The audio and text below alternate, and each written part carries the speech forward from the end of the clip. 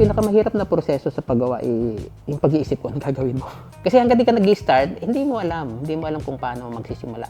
Nag-start yan, maghahanap ka muna, magkiklik ka, ano ba yung interest mo, ano ba yung gusto mong pakita, ano ba yung gusto mong ibahagi. Hanap ka ng, punta ka sa mga museums, punta ka sa galleries, then meron ka isang makikita, bigyan naman, tak! Once na may nag-click na yun na gano'n, makakuha ka ng kahit maliit na porsyento ng gusto mong gawin na gano'n, lumalaki na yun. Pag na-focus ka na doon sa isang bagay na gano'n, hanggat iniisip mo yun, nadadagdagan ng dumadagan, hanggang lumalaki ng lumalaki, hanggang nabubuo mo na yung gusto mong gawin.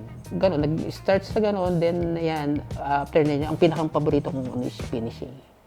Diyan na yung gusto ko yung talagang sobrang ano na ako dyan. Nagdi-detail na ako, dinidetail ko na yung mga every elements na nandoon.